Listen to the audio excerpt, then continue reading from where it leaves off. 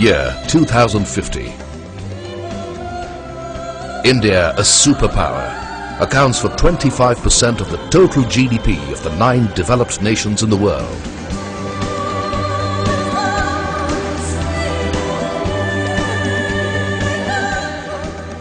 Year 2025. The Indians reach everywhere. Be it services, manufacturing or research, India leads the world in each of these. Year 2010. Microsoft shifts its worldwide headquarters to India. India becomes the financial hub of the world. Year 2008.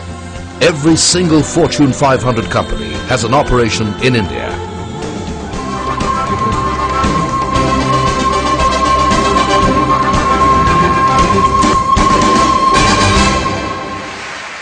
India.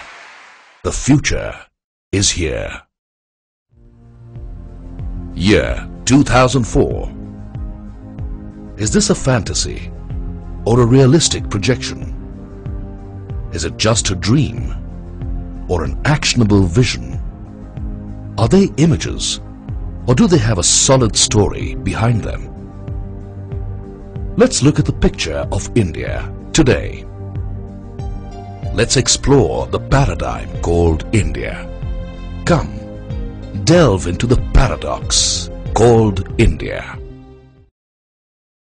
Is this the India that will transform itself? Are these the roads that will lead to it? Are these the people who will change it? Is this the infrastructure which will help it? Yes, these will. Because there is another India which is emerging, which is developing, which is growing, which is coexisting with the India you know. But to appreciate this emerging India, to know its DNA, we need to go back a few centuries. Imagine a world without the digit 0.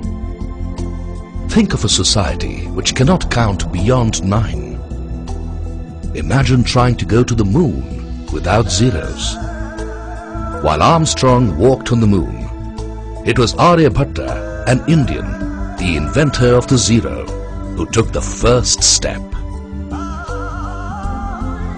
The father of surgery, Sushruta, was part of this DNA. Takshashila, the first university in the world, was on this soil. We could go on and on, but there is no need, because the biggest testimony of all is reflected in what Albert Einstein said.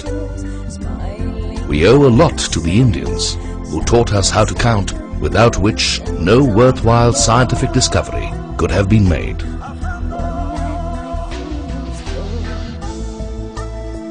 These DNAs have given rise to some great results. Not many know the glitter that is India.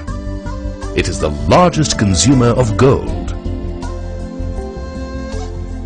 The strength that is India.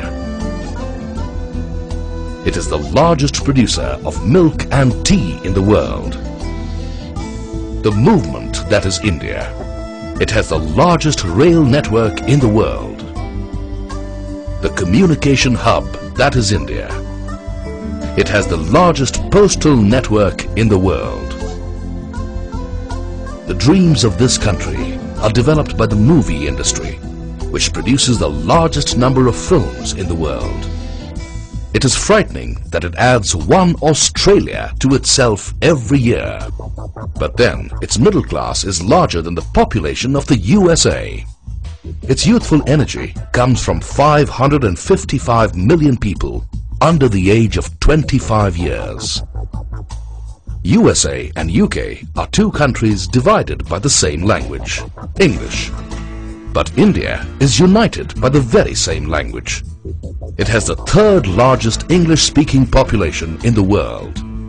No wonder the world's largest English daily is not in USA or UK, but in India. Its technological superiority is reflected in the fact that every third technical personnel in the world is an Indian. Fascinating facts about a continent called India. In the 1990s, India opened its arms to the world from an era of seclusion and isolation. It has now paid rich dividends. Today, it has 106 billion US dollars in reserves, twice its trade obligations. FIIs have pumped in $25 billion in its buoyant and robust stock markets. Its GDP grew by 5.5% every year over 10 years and has now surged to 8% this year. On purchasing power parity, it is already the fifth largest economy and will be the third in another few decades. It has a high domestic saving of 24%. Overall, an economic powerhouse in the making. You must be wondering, what does all this mean to me? But the diamond industry didn't wonder. For years, much before the phrase BPO or business process outsourcing was coined, India was doing precisely that. 9 out of 10 precious stones were value added in India. So were 90% of the pearls in the world. Today, India is on the verge of becoming the largest services provider in the world, an outsourcing BPO giant. From call centers to tax returns, from software to medical transcriptions, from medical diagnosis to equity research, the outsourcing surge is activating the DNA, fast and furious. The BPO industry will grow to approximately $100 billion, employing 10 million by 2010. No wonder the inventor of the zero is adding so many zeros to its achievements. But contrary to popular belief, it is not only the low cost which is giving these dramatic results, but also its knowledge base and its native ability of innovation and hard work. No wonder Peter Drucker, the great thinker, said, "India is becoming a powerhouse very fast. The medical school in New Delhi is now perhaps the best in the world, and the technical graduates of the Indian Institute of Information Technology in Bangalore are as good as any in the world. Also, India has 150 million people for whom English is their main language. So India is indeed becoming a knowledge center." Business Week and Business World believe that in the near future, India will become the R&D hub of Asia and of the world. The action has begun. 70 multinationals have already set up their operations here. Not just in software or IT, but also in automotives, telecommunications, chemicals, food and pharma. There are more engineers and scientists in the city of Bangalore than in Silicon Valley. Engineers at GE's John Welch Technology Center in Bangalore have filed for 95 US patents, and another 225 US patents have been filed by the engineers at Texas Instruments' Indian R&D facility. It's not just patents. GE's soon-to-be-launched new dishwasher has been designed in India. So has its medical division's angiograph imaging machine. And the digital signal processor developed in India for Texas Instruments has 50% of the world market. In the city of Pune, Whirlpool designs all its appliances for Asia.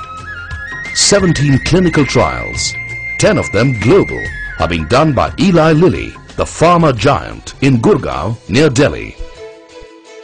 At Hewlett-Packard, all emerging market development is happening again in Bangalore. Well, so much for R&D. There is another success story unfolding. While a large part of India's economy depends on the agricultural sector, its combination of great natural resources, its people, and the ability to innovate is producing the manufacturing story.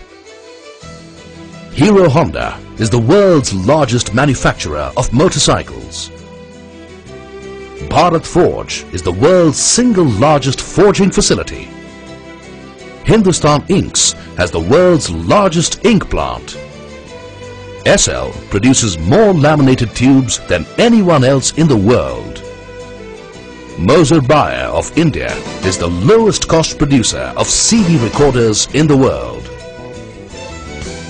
No wonder India is becoming the outsourcing hub for manufacturing too. The world's top 15 automobile manufacturers obtain their auto components from India. GE Motors has not only developed a noiseless motor in GE R&D India, but is the sole point of supply for millions of motors a year. GE Medical Systems portable ultrasound scanner is made only in India for the world.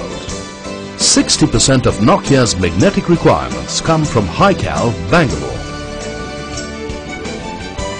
Volvo has increased its outsourcing from $10 million to $100 million. Hyundai will source 1 million Santro cars from India for the world.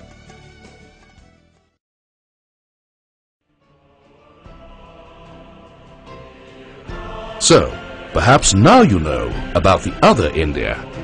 The other India which is changing the world and itself.